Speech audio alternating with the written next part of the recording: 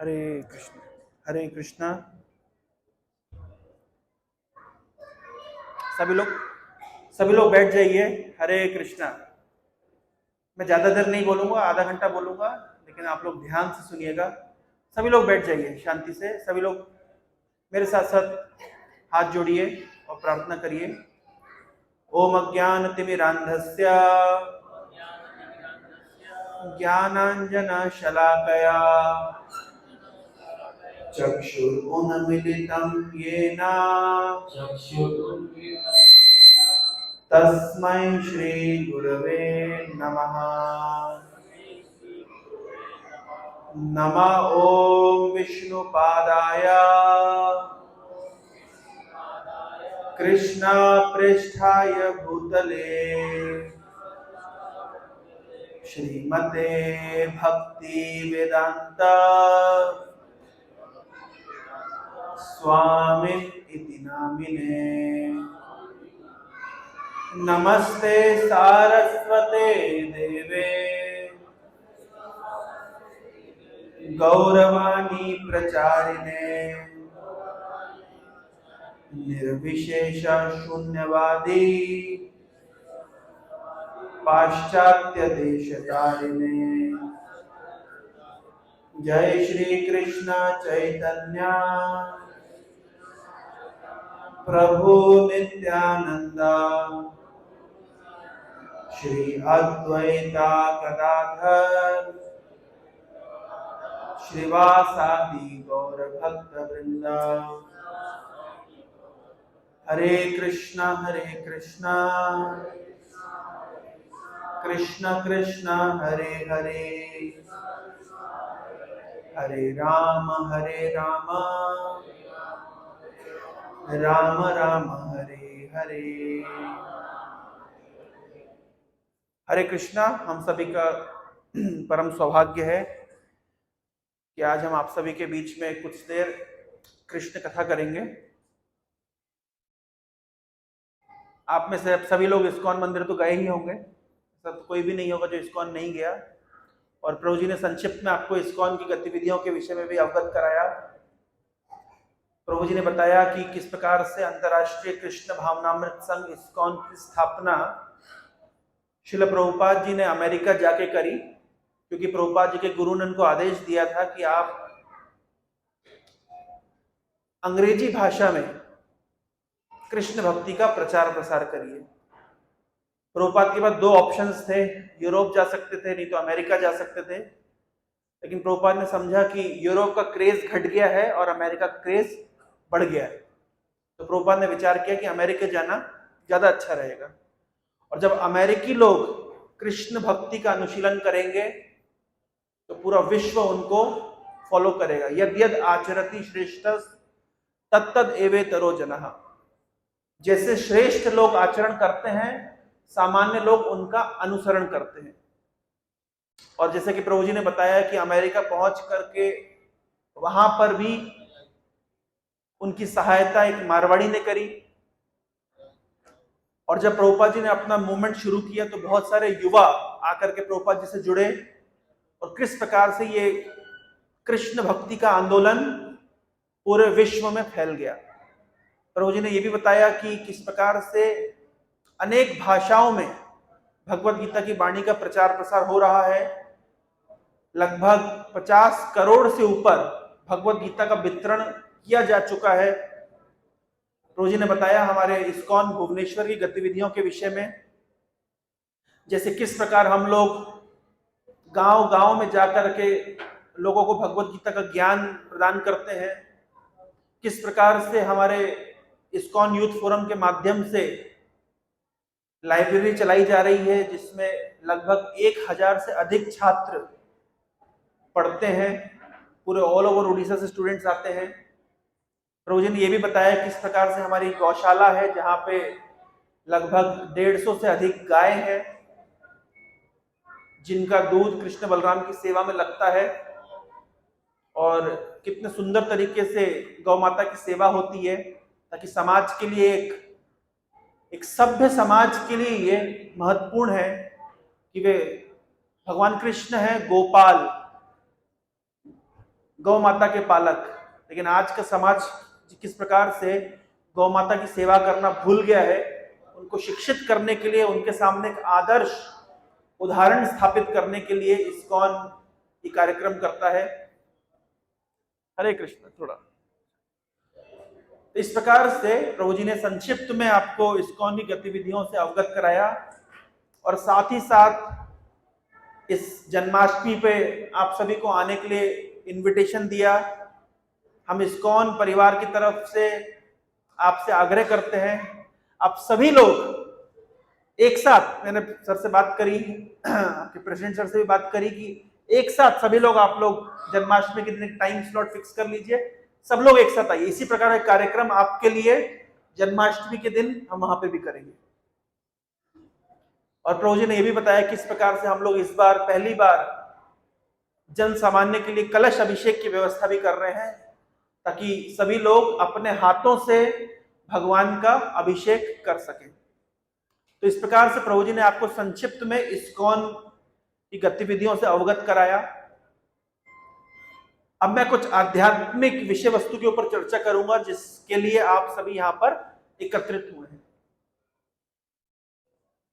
आप सभी जानते हैं कि आप सबने शंकराचार्य जी का नाम सुना है, आदि गुरु शंकराचार्य।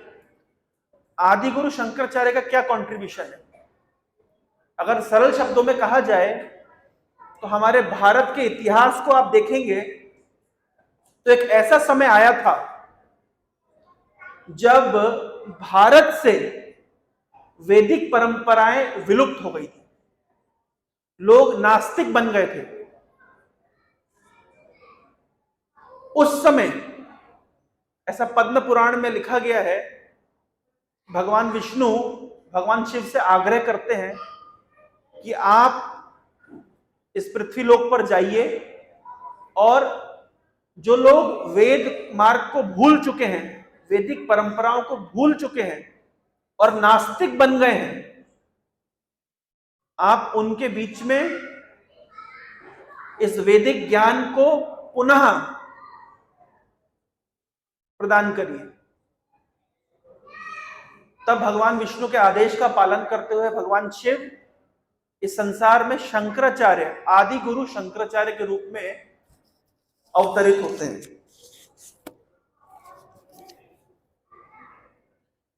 मात्र 32 साल तक आदि गुरु शंकराचार्य इस संसार में रहे। इन्होंने 7 साल की उम्र में संन्यास लिया और 7 साल से लेकर 32 साल की उम्र के बीच में इन्होंने पूरे भारत भर का दौरा किया और कई दौरे किए। उस समय इंटरनेट नहीं था, व्हाट्सएप नहीं था, ईमेल नहीं था, मीडिया नहीं था, लेकिन पैदल पैदल चल करके, बिना किसी ट्रांसपोर्टेशन की सहायता के, इन्होंने भारत भर का दौरा किया और भारत भर में वेद मार्ग जो विलुप्त हो गया था, वेदों की शिक्षाएं जो विलुप्त हो गई थी, उसको पुनः स्थापित किया। आदि गुरु शंकराचार्य ने बहुत सारी शिक्षाएं दी, जिनमें से उनकी एक सबसे प्रमुख शिक्षा गीता महात्म्य में लिखी गई है। आदि गुरु शंकराचार्य कहते हैं, एकम शास्त्रम देवकी पुत्र गीतम, एको देव देवकी पुत्र एव, एको मंत्रस्य तस्य नामानि यानी कर्मापि एकम तस्य देवस्य सेवा।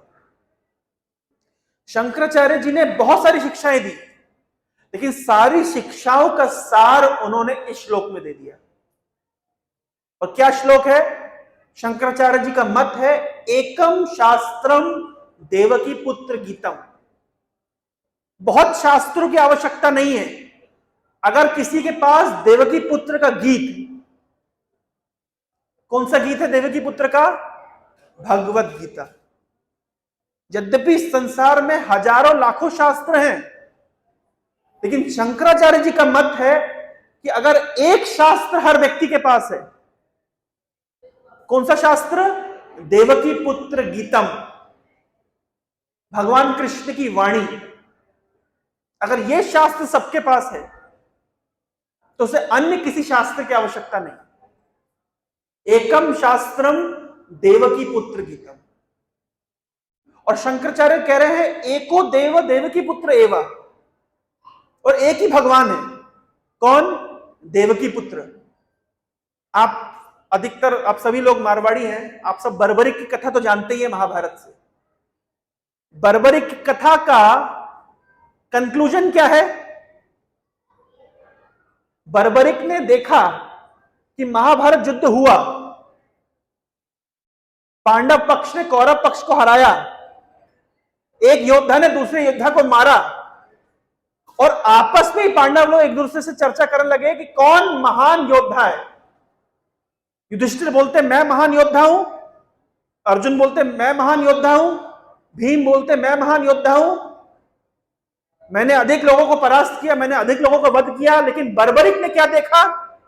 कोई महान योद्धा नहीं है, एक ही महान योद्धा है। कौन? भगवान श्री कृष्ण। भगवान श्री कृष्ण के चक्र ने ही सबका संहार कर दिया। और यही बर्बरिक आज किस नाम से जाने जाते हैं? श्याम, खाटू श्याम। तो जो सिद्धांत खाटू श्याम ने, बर्बरिक ने महाभारत में प्रस्तुत किया, वही सिद्धांत शंकराचार्य जी ने प्रस्तुत किया। एकम शास्त्रम देवकी पुत्र गीतम, एको देव देवकी पुत्र एवं। आगे बोलते शंकराचार्य जी, एको मंत्रस्य तस्य नामानि यानि। और बहुत मंत्रों की आवश्यकता नहीं है, एक ही मंत्र है, उनका नाम। जिस नाम के विषय में प्रभु जी ने भी वर्णन किया, नाम तो बहुत हैं, लेकिन कलयुग में विशेष रूप से महामंत्र हरे कृष्णा कृष्ण कृष्ण हरे हरे, हरे राम राम राम हरे हरे। एको मंत्रस्य तस्य नामानि यानि, कर्मापि एकम तस्य देवस्य सेवा। और सभी जीवों का एक कर्म है, क्या है? उन भगवान की सेवा। जिस सिद्धांत को महाभारत में बर्बरिक ने, श्याम ने स्थापित किया, वही सिद्धांत को आगे चल के आदि गुरु शंकराचार्य ने स्थापित किया। और इस्कॉन के माध्यम से हम उसी सिद्धांत को पूरे विश्व में प्रचारित कर रहे हैं। हमारी शिक्षाएं कोई अलग शिक्षा नहीं है, हमारी भी वही शिक्षा है कि एकम शास्त्रम देवकी पुत्र गीतम। इसलिए जैसे कि प्रभु जी ने बताया कि पूरे विश्व में लगभग हर भाषा में आपको भगवत गीता मिलेगी। एक रियल स्टोरी मैं आपको सुनाता हूं। ये घटना मायापुर की है। प्रभु जी ने बताया कि हमारे हरे कृष्ण आंदोलन के जो जनक हैं चैतन्य महाप्रभु, ये चैतन्य महाप्रभु कोई सामान्य व्यक्ति नहीं है, ये राधा और कृष्ण के जुगल अवतार है। चैतन्य महाप्रभु का प्राकट्य हुआ नवद्वीप में, मायापुर में। चैतन्य महाप्रभु के प्राकट्य स्थान पर आज दुनिया का सबसे बड़ा कृष्ण मंदिर बनाया जा रहा है। कभी आपका वहां जाना हो तो हमको बताइएगा, हम आपके लिए वहां सुंदर व्यवस्था करेंगे। मायापुर नवद्वीप में आज विश्व का सबसे बड़ा मंदिर बन रहा है। आज भी आप वहां पे जाएंगे तो बहुत सुंदर वातावरण है। पूरे विश्व से कृष्ण भक्त वहां पर आते हैं और नाम संकीर्तन करते हैं। प्रभुपाद जी ने परिकल्पना करी थी कि हम सब जानते हैं यूनाइटेड नेशंस। यूनाइटेड नेशंस का अर्थ क्या होता है? कि सारे देश एक साथ आकर के एक किसी कार्य के लिए सम्मिलित हों, और वो कार्य है विश्व शांति। लेकिन हम देखते हैं कि यूनाइटेड नेशंस में देश तो बैठते हैं लेकिन आपस में झगड़ा करते हैं। आज अगर यूनाइटेड नेशन में 150 झंडे हैं तो अगले साल 155 झंडे हो जाते हैं, उसके अगले साल 160 झंडे हो जाते हैं। इसका अर्थ क्या है? कि देश एक नहीं हो रहे हैं, देश टूट रहे हैं, इसलिए तो झंडे बढ़ रहे हैं। लेकिन प्रभुपाद जी ने परिकल्पना करी थी कि ऐसा स्थान होगा जहां पूरे विश्व के लोग आकर के एक साथ भगवान के नाम का संकीर्तन करेंगे, नृत्य करेंगे, गीत गाएंगे। और आप अगर नवद्वीप मायापुर जाएंगे तो आज भी आप देख सकते हैं किस प्रकार से पूरे विश्व के लोग एक साथ भगवान के नाम कीर्तन में नाचते हैं और झूमते हैं। प्रभुपाद जी ने बताया ये है रियल यूनाइटेड नेशंस, ये है वास्तविक यूनाइटेड नेशंस, वास्तविक संयुक्त राष्ट्र, जहां पूरे विश्व के लोग एक साथ आकर के भगवान के नाम संकीर्तन में नाचते हैं और गाते हैं। विशेष रूप से होली के समय, जिसको हम गौर पूर्णिमा या उड़ीसा में ढोल पूर्णिमा कहते हैं, उस समय पूरे विश्व से मायापुर में आप भक्तों को देख सकते हैं। तो एक रियल स्टोरी सुना रहा हूं आप लोगों को। तो एक व्यक्ति था, बहुत हट्टा कट्टा बड़ा शरीर था उसका, और वो एक कमरे में रह रहा था।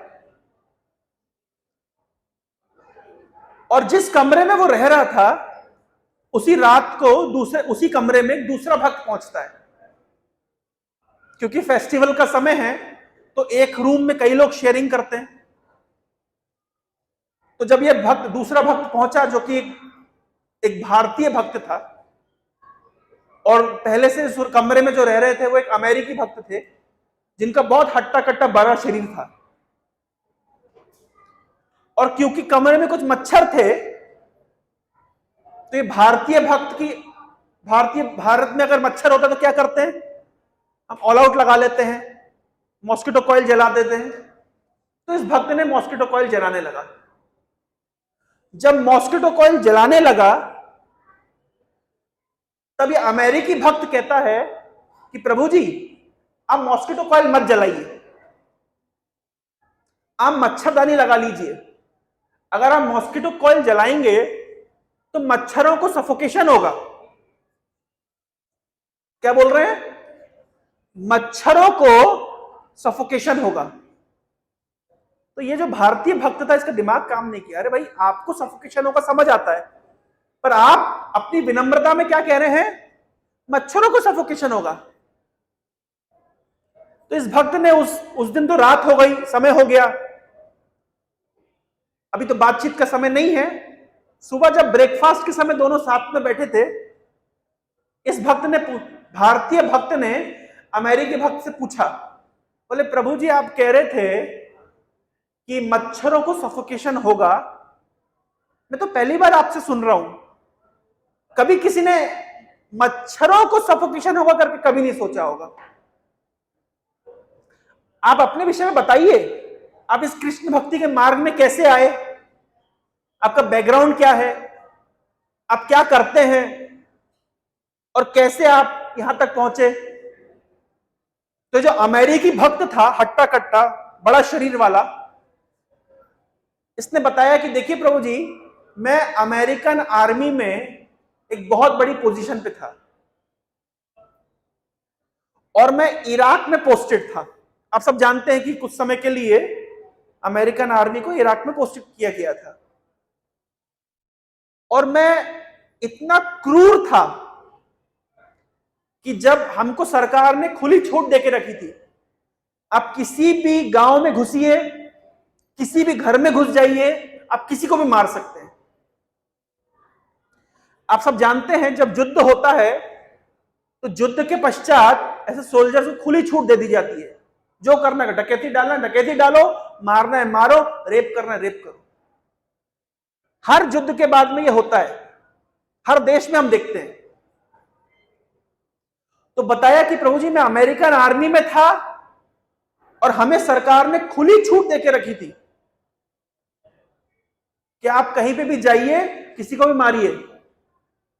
हमें इन लोगों के दिलों में दहशत फैलानी है ताकि ये अमेरिकन लोगों के सब सर्वेंट होकर रहे, सबमिसिव होकर रहे। तो बोले मैं क्या करता था, मैं किसी भी घर में प्रवेश करता था और वहां लोगों को बंदूक दिखाता था। लोग हाथ खड़ा करते थे, कांपते थे, रोते थे, चीखते थे, चिल्लाते थे, मुझे मजा आता था और मैं उनको गोली मारता था। और हमारी पूरी पलटन का यह काम था कि हम लोगों के घरों में घुसते थे, उनके घरों में दहशत मचाते थे। जब लोग हमारे सामने चीखते थे, चिल्लाते थे, हमें मजा आता था। हमारी ऐसी ट्रेनिंग थी। बोले एक दिन की बात है, मैं एक घर में प्रवेश किया और वहां पे कोई नहीं था, एक वृद्ध व्यक्ति था और जिसके हाथ में किताब थी, वो किताब पढ़ रहा था। और अचानक जब मैं वहां पे प्रवेश किया तो मैंने उस वृद्ध व्यक्ति को बंदूक दिखाई। आज तक मैंने देखा था कि जिसको भी मैंने बंदूक दिखाई वो क्या करता है, वो रोता है, चीखता है, चिल्लाता है। लेकिन इस वृद्ध व्यक्ति ने क्या किया, ये ना रोया, ना चीखा और ना चिल्लाया, ये हंसने लगा। और जैसे ये हंसने लगा मुझे देख करके मैं डर गया। अब ध्यान रखिए, जब व्यक्ति अंदर से भयभीत होता है तो बाहर में एग्रेसिव होता है। सांप क्यों डसता है? क्योंकि सांप के हृदय में भय है। अपने भय को छुपाने के लिए व्यक्ति बाहर से एग्रेसिव होता है। हम इस संसार में देखते हैं ऐसी कुछ धर्म हैं जो बहुत एग्रेसिव हैं। क्यों? क्योंकि उन्हें डराया जाता है, तुम अगर इस प्रकार की पूजा पद्धति पालन नहीं करोगे, इस प्रकार की इबादत नहीं करोगे, तुम्हें नरक में डाल दिया जाएगा। तो नरक के डर से उनको डराया जाता है। वो डर उनके अंदर इतना हावी हो गया है कि वो डर बाहर एग्रेशन के रूप में, क्रोध के रूप में, द्वेष के रूप में निकलता है। तो जब मैंने देखा ये व्यक्ति मेरे सामने हंस रहा है, मैं डर गया कि आज तक मैंने कभी नहीं देखा कि जो व्यक्ति बंदूक देख करके हंसे। मैं घबरा गया। मैंने इससे प्रश्न पूछा, और क्या प्रश्न पूछा कि मैंने आज तक इतने लोगों को मारा है, इतने लोगों को सताया है, इतने लोगों के दिलों में दहशत फैलाई है, जब वो मुझे देखते तो चीखते, चिल्लाते, रोते हैं, लेकिन आज पहली बार ऐसा हो रहा है कि आप मुझे देख के हंस रहे हैं। तो मैंने उससे कारण पूछा, तो वो व्यक्ति बोलता, तुम किसको मारोगे? तुम शरीर को मारोगे या आत्मा को मारोगे? तो पहली बार मैंने शब्द सुने, शरीर और आत्मा। इससे पहले ये शब्द मैंने कभी सुने ही नहीं थे। शरीर तो हम सब जानते हैं, लेकिन आत्मा नहीं जानते थे। बोले तुम किसको मारोगे? तुम शरीर को मारोगे? शरीर तो पहले ही मरा हुआ है।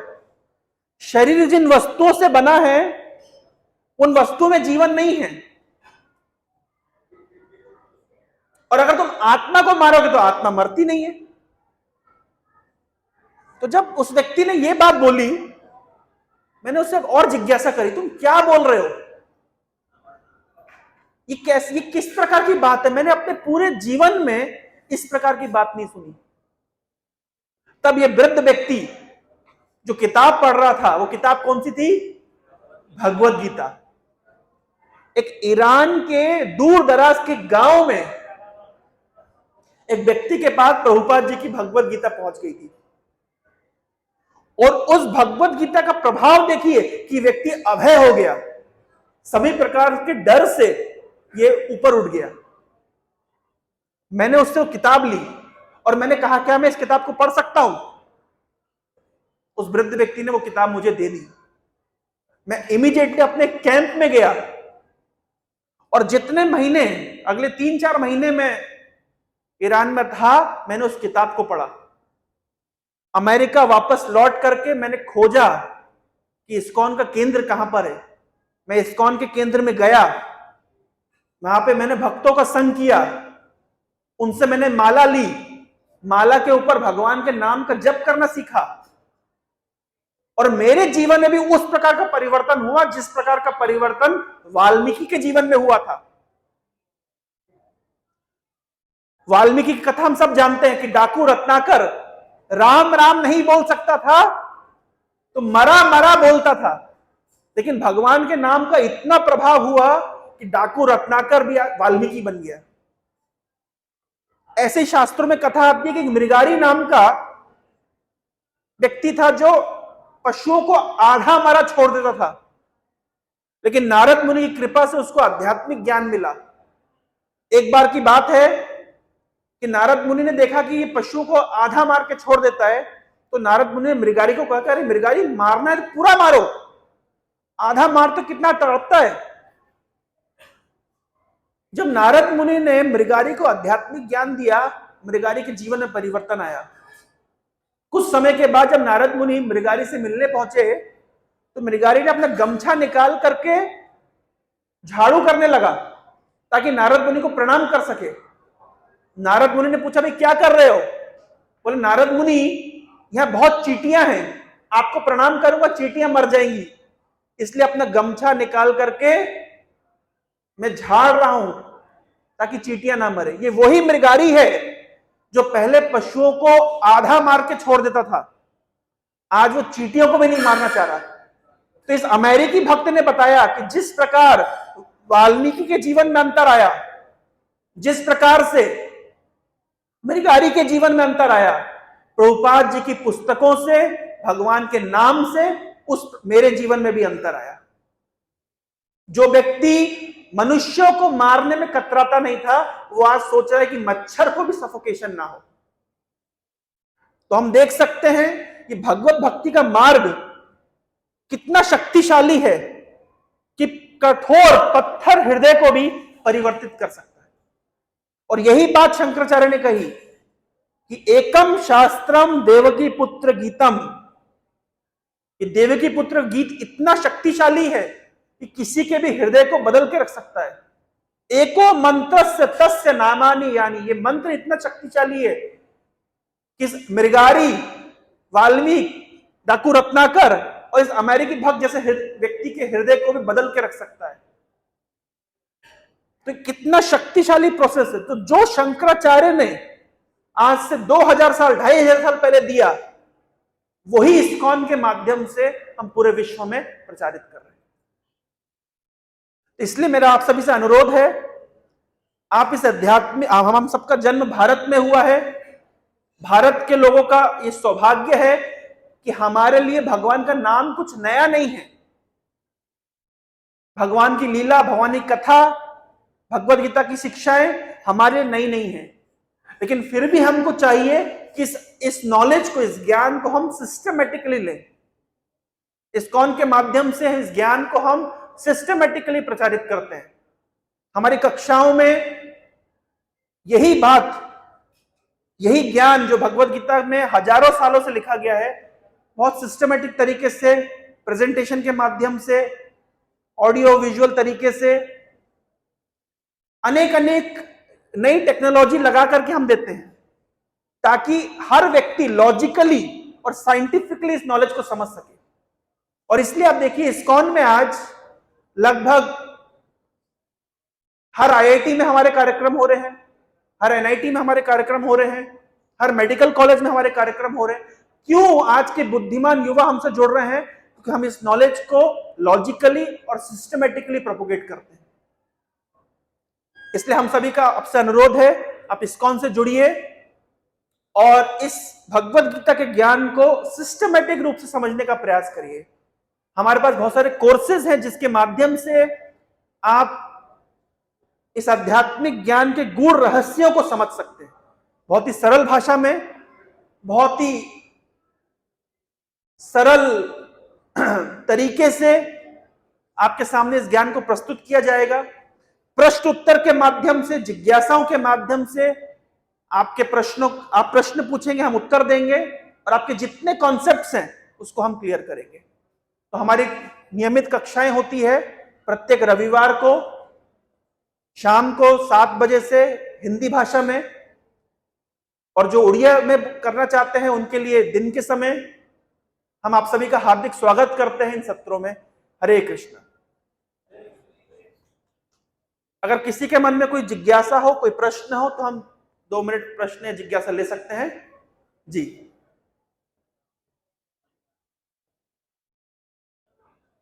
जय श्री कृष्ण। मैं बड़ा आनंद किया कि आज युवा मंच ने एक अच्छा प्रभाव किया। अध्यक्ष जी को धन्यवाद दूंगा उन टीम को, क्योंकि अभी जो हम जिस गति से हमारी अवस्था है हमारे उड़ीसा और भारत की, कि जितने बाबा, जितने ज्ञान, जितने भगत, मथुरा से बड़ा पढ़ता हूँ, मेरे मम्मी पापा मथुरा रहते हैं, जिस तरह से हम चल रहे हैं उतना ही हमारे परिवार पिछड़ रहे हैं, हमारे संस्कार से दूर हो रहे हैं। ये मेरे को पहले नहीं पड़ती बहुत बात, ऐसा क्यों? क्योंकि हम जिस एज में हैं, जिस एज के हम बैठे हुए हैं, शायद आधी जिंदगी पार कर चुके हैं। ये ज्ञान का क्या असर पड़ेगा? मम्मी पापा को घर से निकाल रहे हैं, भाई के साथ नहीं रह रहे हैं, किसी प्रॉपर्टी के बारे में 90% केस ऐसे ही है हमारे समाज, और शादी कहाँ हो रही है पता नहीं। तो उसका कोई रास्ता खोजना चाहिए, वो बचपन से आएगा, बाल अवस्था से आएगा। क्योंकि आज बांग्लादेश की परिस्थिति हमने देखी, आपका इस्कॉन मंदिर को भी वहां जला दिया गया।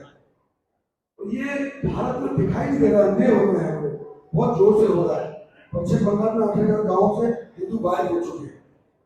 जब तक हिंदू है तब तक ये भारत देश है। देश तो होगा लेकिन मुसलमान होगा, भारत का हिंदुओं का नहीं होगा। पाकिस्तान हमारे सामने एग्जाम्पल है, 23% थे, हम लोग 1% पर रह गए। यहाँ 32% थे, 8% को भगा दिया बांग्लादेश से। ये बहुत बड़ा विषय है कि आप समझा तो हमको रहे, हमारी तो जिंदगी निकल चुकी है। उन बच्चों को कैसे सिखाएं जो आने वाला भविष्य है, सर 20 साल लगेंगे करने, तो आप कर रहे हैं। आपका वृंदावन बहुत अच्छा एक स्कूल चल रहा है, जो कि मेरे कई दोस्तों के बच्चे वहाँ पढ़ते हैं, वो कहीं ना कहीं उस पर ध्यान देना चाहिए। नंबर 2, इस उड़ीसा में रहते हैं, गाय को जिस सबसे भटक जा रहा है, सरकार हमारी आई है, उसके भी कुछ किया जाए। गाय की बात तो बहुत बड़ी कर रहे हैं, बहुत सारा भी खोल रहे हैं, और बहुत इच्छा है सबकी सेवा करें जाए, लेकिन वो कहीं ना कहीं इम्प्लीमेंट 1% पर नहीं है। और उड़ीसा प्रदेश में हम रहते हैं, हम देखते हैं यहाँ बहुत कम संख्या थी जिनकी हम बात कर रहे हैं। आपको भविष्य में कोई रुक जाए, आप मस्जिद लाइन लगा के खोल रही है और कोई रुकने वाला नहीं है। इस आप जाइए लिंगराज मंदिर पे, वहाँ ओम नमः शिवाय होना चाहिए, खड़े होइए, सूरज सामने हैं, वहाँ अल्लाह अल्लाह होता है। और ये पूरे हर कोने में उड़ीसा में चले जाइए, बहुत बड़ा चित्रांत है, उसको हम लोग को कहीं ना रोकना चाहिए। हम गाड़ी घोड़ा सब बना रहे हैं, लेकिन जब आप में भक्ति नहीं रहेंगे तो आप किसको पूछेंगे? भक्तों की कोशिश संख्या कम रहेगी। तीसरा, भविष्य में प्रोत्साहन रहिए, नॉनवेज पहले कट्टे बिकना और सीधा बिकना नहीं था, इसके लिए लॉ बना हुआ है। इसको से हम उठाते अपनी बात नहीं उठी है, लेकिन आप जब उठाएंगे हम सब खड़े होंगे, सरकार हमारी है यहाँ पर भी होगी इसमें। तो इसको थोड़ा सा ध्यान दे रहा है, बाकी तो बहुत कुछ है। संस्कार परंपरा हमारे संस्कृति बचेगी तो हम भारत बचेगा। अब वो कर रहे हैं। धन्यवाद।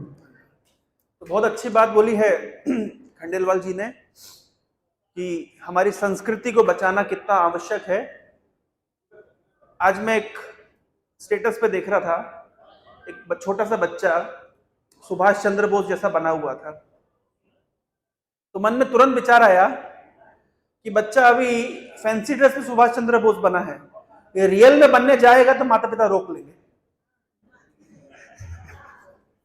अगर रियल में बनना जाएगा, सब चाहते हैं कि भगत सिंह होना चाहिए, लेकिन हमारे घर में नहीं होना चाहिए, पड़ोसी के घर में होना चाहिए। तो बहुत अच्छी बात आपने करी है, समाज को सुधारने के लिए कुछ तो करना पड़ेगा। मैं आपको एक छोटी सी मदद मांगूंगा इस्कॉन की तरफ से। 2 तरह की मदद होती है, एक होता है युद्ध करना है तो आप आगे जाके खड़े हो जाइए युद्ध करने के लिए। अगर वो नहीं कर सकते तो जो आगे खड़ा हुआ है उसको पीछे से समर्थन दीजिए। तो अगर इस्कॉन में जैसे कि आप देख रहे हैं, प्रभु जी लगभग 30 सालों से उन्होंने अपना जीवन दे दिया है।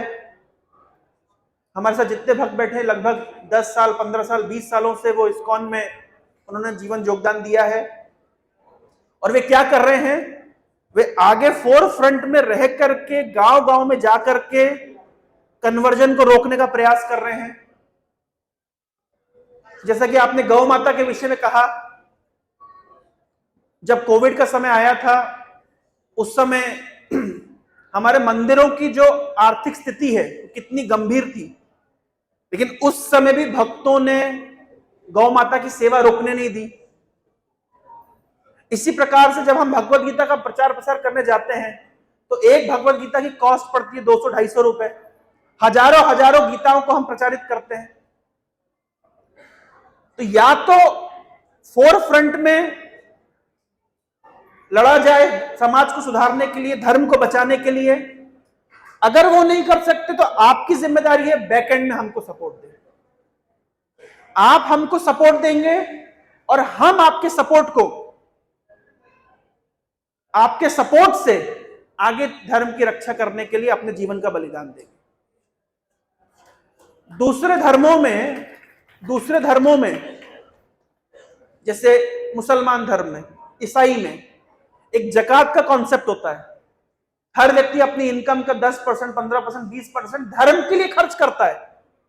अगर प्रश्न पूछा जाए हिंदू अपनी इनकम का कितना परसेंट धर्म के लिए खर्च करता है, शादी में खर्च करता है, बारात में खर्च करता है, रिसेप्शन में खर्च करता है, पार्टी में खर्च करता है, बर्थडे में खर्च करता है, एनिवर्सरी में खर्च करता है, घूमने जाने में खर्च करता है, धर्म के लिए कितना खर्च करता है ये पूछा जाए तो ये शिक्षा हमारी है। तो एक होता है फोर फ्रंट में लड़िए।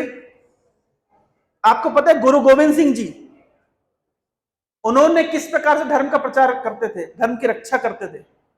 गुरु गोविंद सिंह जी ने सभी हिंदू परिवारों से एक एक बच्चा मांगा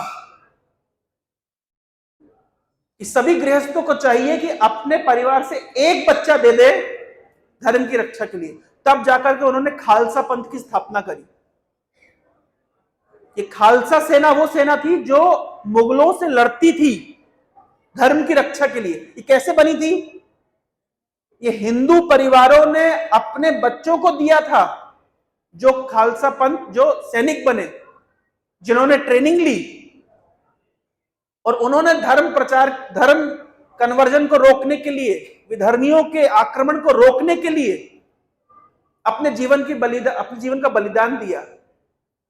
आज भी इस्कॉन में बहुत सारे युवक अपने कैरियर को दांव पे लगा करके, अपने निजी जीवन को दांव पे लगा करके इस्कॉन में योगदान दे रहे हैं ताकि वे इन क्षेत्रों में जाकर के ग्राउंड लेवल पर कन्वर्जन को रोक सके।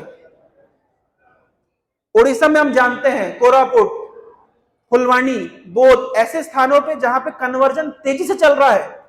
हमारे मंदिर के कई ब्रह्मचारियों ने जाकर के वहां पे केंद्र स्थापित किए हैं ताकि वे धर्मांतरण को रोक सकें। तो आपसे हमारा अनुरोध है, आप फोर फ्रंट में सेवा नहीं कर सकते, कोई बात नहीं, आप बैकएंड में सेवा करिए। हम नहीं कह रहे कि आप हमारे से साधु बन करके जीवन बलिदान दीजिए अपने गृहस्थ आश्रम को छोड़ करके, लेकिन जो लोग साधु बने हैं, जो लोग इस प्रकार से सेवाओं में लगे हुए हैं, उनको बैकएंड में सपोर्ट दीजिए। कोई भी मिशन को चलाने के लिए मैन पावर, मनी पावर दोनों चाहिए होता है। हम तो गृहस्थों से, हमारे इस्कॉन के गृहस्थों से निवेदन करते हैं कम से कम 3, 4, 5 बच्चे जन्म दीजिए और एक को कम से कम इस्कॉन में भेज दीजिए। क्यों गौरव अग्रवाल प्रभु, भेजेंगे ना?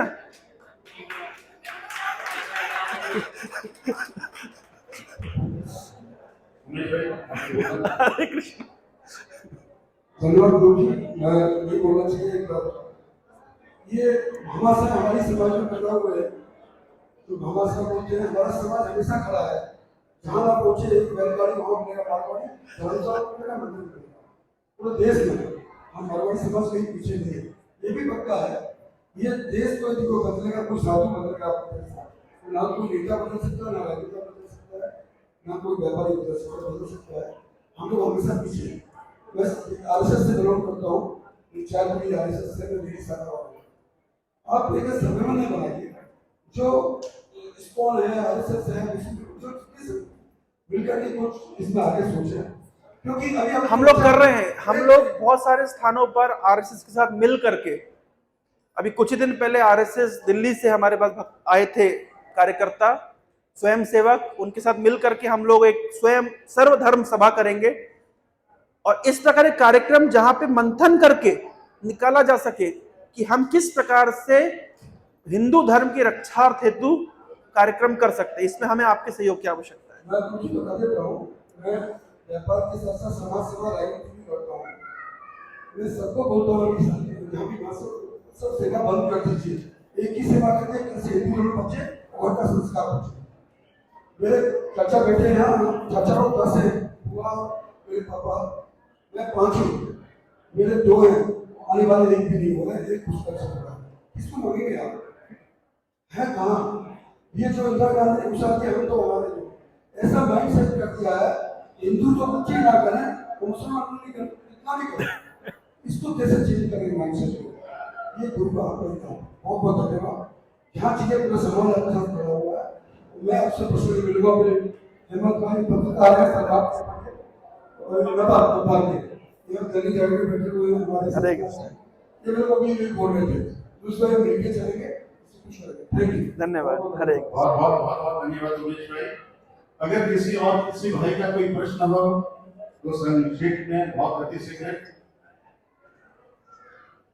अनुराग भैया, आगे भजन कीर्तन का भी कार्यक्रम है। हेलो, प्रभु तुकाराम जी का अभिनंदन, स्वागत, मैं प्रणाम करता हूँ आपको। प्रभु मेरा एज अराउंड 44 है। पिछले कुछ सालों से मैं देख रहा हूँ हिंदू खुद हिंदू धर्म को डिवाइड करने में या खत्म करने में लगा हुआ है। जैसे हम बात कर रहे हैं कृष्ण जी की, कोई बात करता है शिव जी की, कोई बात करता है राम जी की, कोई बात करता है अभी ब्रह्म कुमारी जी का, कई ऐसे बड़े जो गुरु हैं, कोई बात करते हैं कि ये श्रेष्ठ है वो श्रेष्ठ है। तो हिंदू खुद हिंदू धर्म को लुप्त करने में या डिवाइड करने में लगा हुआ है। तो हम बात कर रहे हैं कि मुस्लिम कैसे हमारे ऊपर हावी हो रहे हैं या क्रिश्चियन हो रहे हैं या धर्म परिवर्तन हो रहा है, तो हम अपने भी जो कन्वर्जन कर रहे हैं तो कहाँ से हम एकीकृत हो पाएंगे? तो इस पे मैं आपका थोड़ा उपदेश करना चाहूँगा, आपसे कोई प्रमाण सुनना चाहूँगा। हरे कृष्ण। बहुत अच्छा प्रश्न है आपका। देखिए, हिंदू धर्म की एक विशेषता है, हम एकोमोडेटिंग हैं। अटल बिहारी वाजपेयी जी ने इस बात को कहा था कि हिंदू एक ऐसा समाज है, अगर कोई नास्तिक भी है तो वो हिंदू हो सकता है। धार्मिक आस्थाओं को मानने वाला तो छोड़िए, कोई ईश्वर के अस्तित्व में विश्वास नहीं भी करता तो हिंदू हो सकता है। तो हमारा अभी प्रश्न उठेगा, आपका बहुत अच्छा प्रश्न है कि हमारे तो इतने पंथ इतने मत हैं, ऐसा क्यों? इसके कारण ज्यादा विभाजन है। दूसरी जगह तो एक ही है तो एक को ही मानना है, कोई विभाजन नहीं है। पहली बात तो दूसरे पंथों में विभाजन है, जब तक वे हिंदू से लड़ेंगे तो वो एक हैं, जब उनका शासन हो जाएगा तो आपस में लड़ लेते हैं। ये आप जानते हैं क्या? जिन देशों में मुसलमानों का शासन है, क्या वहां झगड़े नहीं हो रहे? वहां आपस में झगड़े हो रहे। हिंदू धर्म की एक विशेषता है, आप एक छोटी सी दुकान पे जाएंगे, किसी गांव की दुकान में, और किसी गांव की दुकान में जाकर के आप मांगेंगे कि मुझे साबुन चाहिए, तो कितने प्रकार के साबुन दिखाएगा वो आपको? 2 प्रकार, 3 प्रकार, 4 प्रकार। आप मॉल में जाएंगे, कितने प्रकार के साबुन दिखाएगा आपको? हजारों प्रकार के साबुन होंगे। तो हिंदू धर्म एक मॉल की तरह है, सबके लिए सब कुछ है। तामसिक व्यक्ति के लिए भी कुछ है, राजसिक के लिए भी है, सात्विक के लिए भी है, भगवान के साकार रूप को मानता है उसके लिए भी है, निराकार रूप को मानता है उसके लिए भी है, भगवान को नहीं मानता है उसके लिए भी है। तो हिंदू धर्म एक मॉल की तरह है, सबके लिए सब कुछ है। लेकिन अन्य धर्म कैसे हैं? एक गांव की छोटी सी दुकान जैसे, लिमिटेड सामान मिलता है। तो उनसे हम हिंदू धर्म को कंपेयर नहीं कर सकते। हाँ, एक बात जरूर है, वो गांव की दुकान में जाते हैं, लेकिन गांव की दुकान को बहुत बड़ा समझते हैं। हम लोग मॉल में जाते हैं, फिर भी अपने आप को छोटा देखते हैं। हमारा दुर्भाग्य केवल इतना है कि हम लोग एक पेटी के ऊपर बैठे हुए हैं, जिस पेटी के अंदर सोना है, चांदी है, हीरे हैं। हम पेटी के ऊपर बैठ करके भीख मांग रहे हैं। हमारे पास सब कुछ है, लेकिन हम अपनी धरोहर को पहचान नहीं पाए। तो ये हम सभी का कर्तव्य है कि हमें अपनी धरोहर को जानना है और अपने आने वाली पीढ़ियों को अपनी धरोहर से अवगत कराना है। नहीं है करके प्रॉब्लम नहीं है, प्रॉब्लम क्या है, अपनी धरोहर से हम अवगत नहीं है, अपनी पोटेंशियल से हम अवगत नहीं है।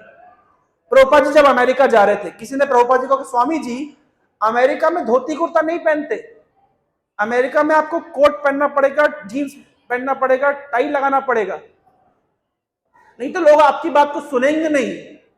प्रभुपाद ने कहा, देखो सामान्यतः लोग अमेरिका जाते हैं कुछ मांगने के लिए, मैं अमेरिका जा रहा हूं कुछ देने के लिए, और मैं उनके हिसाब से नहीं बदलूंगा, वो मेरे हिसाब से बदलेंगे। और प्रभुपाद जी ने इसको करके दिखाया। प्रभुपाद जी ने पूरे पाश्चात्य जगत को धोती पहना करके, हेड शेव करा करके और शिखा लगा करके सबको नचा दिया। तो प्रभुपाद जी कहते हैं कि जब एक भारतीय इतना कर सकता है तो सारे भारतीय मिलकर करेंगे तो कितना कुछ हो सकता है। हरे कृष्णा कृष्णा कृष्णा हरे हरे। एक बार सब बोलिए, हरे कृष्णा कृष्णा कृष्णा हरे हरे, हरे राम राम हरे हरे। ये प्रश्नोत्तरी के पश्चात में गुरु जी की इजाजत लेते हुए हमारे दो पत्रकार महोदय यहाँ उपस्थित हैं। अनिल भैया हमारे पूर्व अध्यक्ष, उनसे निवेदन करूंगा उनको उत्तरी देके उनका थोड़ा उन्हें सम्मानित करें। अनिल भैया।